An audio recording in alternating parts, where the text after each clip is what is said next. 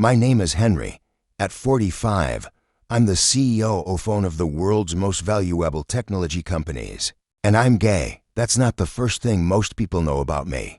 Usually they know a booth company, about our groundbreaking products, about my reputation for perfectionism and attention to detail. For most of my professional life, I kept my personal life intensely private. This is the story of how I found love with Sebastian and how that love changed everything. I grew up in a small town in Alabama where being different in any way wasn't celebrated. I learned early to focus on academics and achievement rather than my personal feelings. By that time I enrolled at Auburn University to study industrial engineering. I had buried my sexuality so deeply that I barely acknowledged it to myself.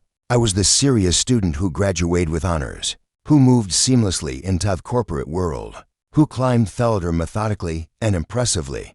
When I joined my current company 20 years ago, I was laser focused on work and nothing else.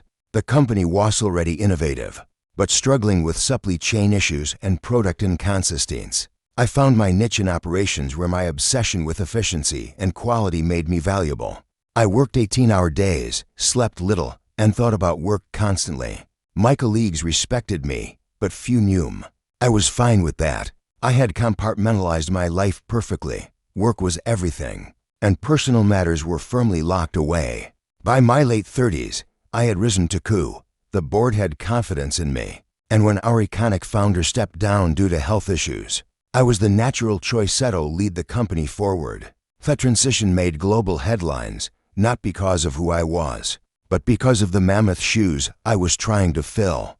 The world wondered if anyone could possibly maintain the creative vision and market dominance that had defined us. It was around this time that I met Sebastian. He wasn't in tech. That was refreshing. Sebastian was a fitness instructor who had moved to California from Taiwan when he was 10. He was 35, 10 years younger than me, with an easy smile and a directness that I found both disarming and attractive. We met at a charity fundraiser where I was representing the company. I remember he approached me with absolutely no pretense. "You look like you'd rather be anywhere but here," he said, handing me sparkling water. I was startled. People usually approach me with reverence or nervousness, aware of my position.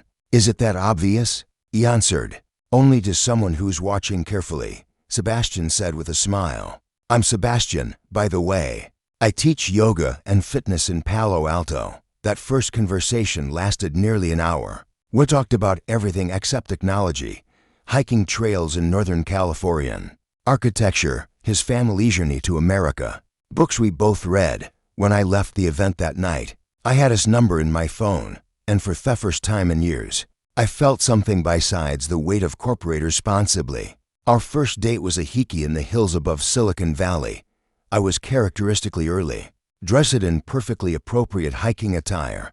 Sebastian arrived in shorts and a faded shirt, carrying trail mix in a reused plastic container. As we climbed, I found myself talking about my childhood in Alabama, about my early recognition that I was different, about the weight of fighting. Words I had never spoken aloud tumbled out between breaths as we ascended. "You know," Sebastian said when I finally fell silent, "most people think they need to have everything figured out before they can be happy. But it's usually the opposite.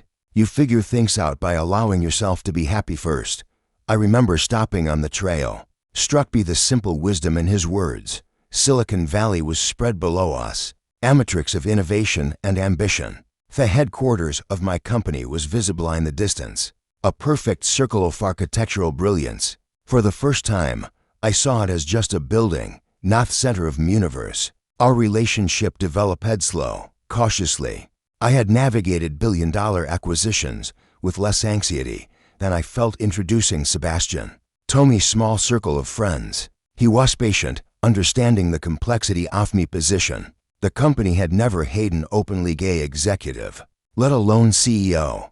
The board was supportive in theory, but concerned about potential market impacts, particularly in conservative Tarleton markets where we had significant presence. "Take your time," Sebastian would say. "I'm not going anywhere." And he wasn't. He became my anchor outside the relentless pace of Silicon Valley. In his small apartment in Palo Alto, filled with plants and books, unknowny of the sleek minimalism that characterized my own home. I learned Torlax. Sebastian cooked elaborate Taiwanese meals, laughing when I tried to analyze the efficiency of his kitchen workflow. Not everything needs to be optimized. Henry, he would say, pulling me away from the counter where I was reorganizing spices. Some things are meant to be messy. 6 months into our relationship, rumors began circulating. A tech blog published a piece speculating about my personal life, complete with grainy photos of Sebastian and me hiking. The company's PR team went into crisis mode, but I felt an unexpected calm. That evening, I called Sebastian. I need to make a decision, I told him. About us, he's his voice level. About me, I replied. I'm tired of compartmentalizing. I'm tired of pretending I'm just my job. The next morning, I met with the board. I explained that I intended to acknowledge my relationship publicly, but not with arrogant announcements, simply by living openly. There was concern, discussion, off-market reactions, and shareholder value. I listened, then said something that surprised even me. Our company has always stood for thinking differently, for being true to yourself. I can't ask our customers to believe in those values if I'm not living them myself. 2 weeks later, Sebastian accompanied me to a technology conference in New York. We didn't make statements or give interviews about our relationship. We simply attended together, had dinner publicly, held hands walking through Central Park. The photos appeared online within hours.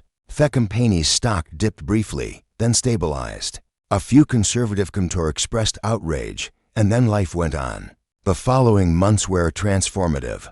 I received thousands of emails from LGBTQ+ young people, especially those in tech, telling me what it meant to see someone like me leading a major company. I hadn't set out to be a role model, but I recognized the responsibility that came with visibility. Sebastian and I settled into our rhythm. He maintained his independence, refusing to become simply the CEO's boyfriend. He expanded his fitness business, opening a wellness center that combined physical training with mental health support. When journalists asked about our relationship, he politely declined to comment, saying, Henry's work is public. Our relationship is private. Our first major challenge came a year later. My mother, still living in Alabama, was diagnosed with aggressive cancer. Despite our complicated relations, she had never fully acknowledged my sexuality. I immediately rang to spend time with her during treatment. Sebastian offered to come with me. Are you sure? I asked. Small-town Alabama isn't exactly San Francisco. She's your mother, he said simply. And you need support, too. The 3 weeks in Alabama were difficult in ways I hadn't anticipated. My mother was frail, but determined. She regarded Sebastian with initial suspicion that gradually gave way to grudging respect. As he helped around her house, cooked meals, and showed genuine interest in the family photos she insisted on showing him. On our third night there, I overheard them talking in the kitchen. I had stepped out to handle an emergency conference call with our chief financial officer. I didn't understand. I heard my mother saying, I still don't, not really, but he's happier with you than I've ever seen him. Even as a child, he was so serious. He's still serious. Sebastian laughed. You should see him organizing their refrigerator when I returned.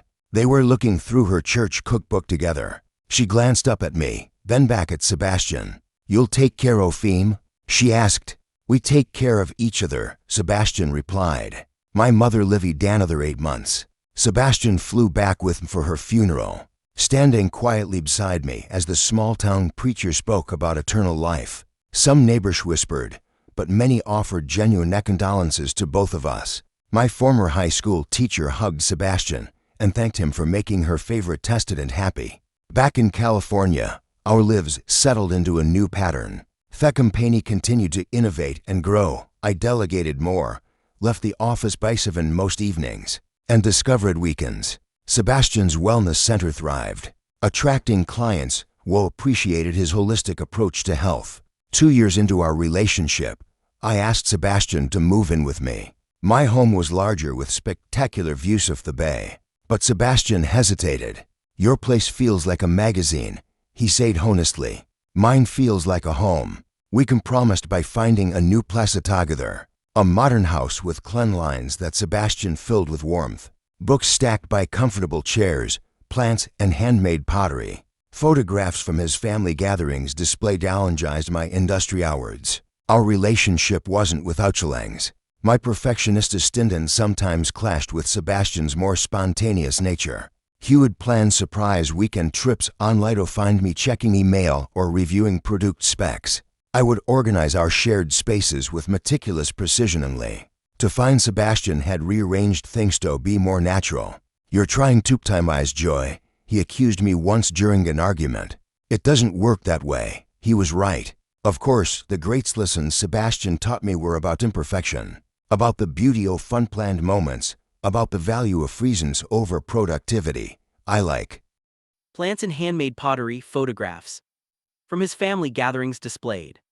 Alongside my industry awards, our relationship wasn't without challenges. My perfectionistic tendencies sometimes clashed with Sebastian's more spontaneous nature. He would plan surprise weekend trips only to find me checking email or reviewing product specs. I would organize our shared spaces with meticulous precision, only to find Sebastian had rearranged things to be more natural. "You're trying to optimize joy," he accused me once during an argument. "It doesn't work that way." He was right. Of course, the greatest lessons Sebastian taught me were about imperfection, about the beauty of unplanned moments, about the value of presence over productivity. I like to think I taught him something, too, about persistence, about the satisfaction of seeing something through to completion, about the quiet pleasure of excellence. 3 years after we met, I made what some considered a controversial decision during our annual developers conference, watched by millions around the world. I began my keynote speech differently. "Before I show you what we've been creating," I said, looking directly into the cameras, "I want to thank someone who has helped me understand why we create in the first place. Sebastian, thank you for showing me that technology is meaningless unless it enhances human connection." The camera panned to where he sat in the audience, looking surprised and slightly embarrassed. There was a moment of silence, then spontaneous applause. Later, tech journalists would debate whether this personal acknowledgement was appropriate for a product launch. Our stock price rose 3% by closing bell. That night at home, Sebastian shook his head at me. "You do realize you just came out to the entire technology world, right?" "I think they already knew," I replied. "Yes. But now you've said it explicitly on your terms." He watched me carefully. "How does it feel?" I considered the question. Later, I finally said, "Like I'm fully integrated for the first time." Sebastian smiled. "Integration, you would use technical term for emotional wholeness." The following years brought changes to both our lives. The company continued to innovate, though not without missteps. Major product launch failed spectacularly. The press was brutal. Sebastian held me through nights of doubt, reminded me of perspective when I catastrophized. When we recovered with our next release, he celebrated with me, but wouldn't let me work through the weekend of our planned vacation. "Success and failure are both temporary," he insisted. "This sunset is happening right now." Sebastian's wellness center expanded to 3 locations across the Bay Area. I found I had business insights that could help him, though he firmly rejected my suggestion to create an algorithm for class scheduling. "Some things should remain human," he insisted. As I approached 50, technology journalists began speculating about my eventual retirement. Would I remain as CEO for decades like other tech leaders, or was I grooming a successor? The truth was somewhere in between. I loved the company, believed in our mission, but no longer defined myself solely through work. 5 years into our relationship, I suggested we formalize our commitment. Sebastian looked at me with amusement. "Are you proposing?" he asked. "I'm suggesting we evaluate the benefits of a more permanent arrangement," I replied. Sebastian laughed so hard he nearly fell off his chair. "Only you would phrase it that way," he said when he recovered. "Ask me properly." So I did, on a hike to the same spot where we'd had our first date. The view of Silicon Valley was the same, but I was different, more present, more whole. Sebastian said yes before I'd even Finished asking, our wedding was small by CEO standards but large by Sebastian's. 100 guests at a vineyard in Soma. Company's founder, frail but determined, attended with his wife, my executive. Team came with their families, Sebastian. Parents initially hesitant about their son's relationship with an older, non-Taiwanese man had gradually come to accept us. His father even gave a toast in careful English about the unexpected paths happiness can take.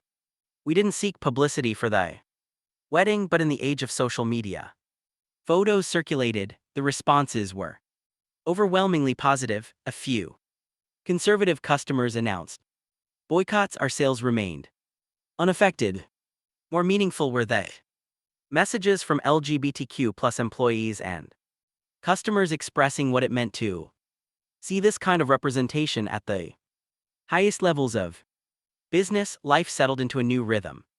After that, we traveled more. Sebastian had always wanted to see Europe, and I had always been too busy. We established a foundation focusing on LGBTQ plus youth.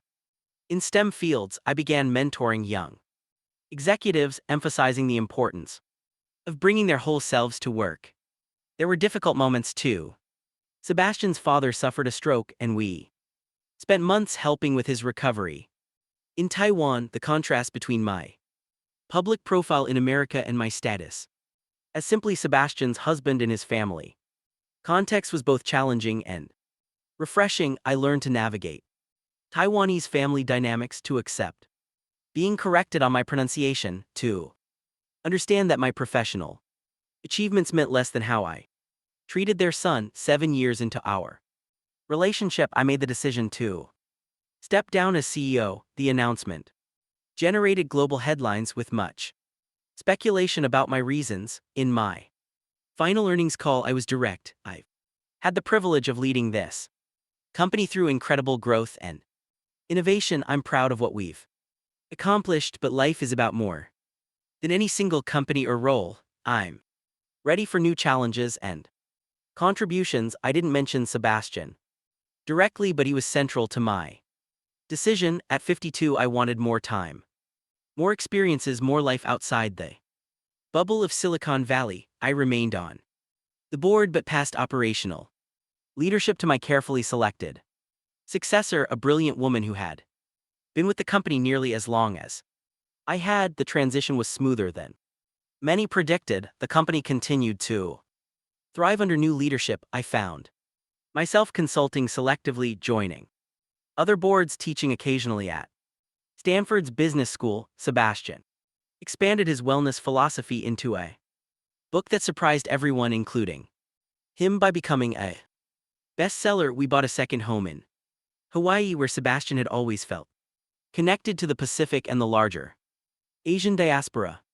There, away from the intensity of Silicon Valley, we found a different community, less focused on technological disruption, more attuned to natural rhythms and human connection. 10 years after we met at a technology conference where I was receiving a Lifetime Achievement Award, I looked out at the audience and saw Sebastian. He was grayer now, laugh lines more pronounced still, watching me with that same combination of pride and amusement that had first drawn me to him. In my acceptance speech, I said something that was quoted widely.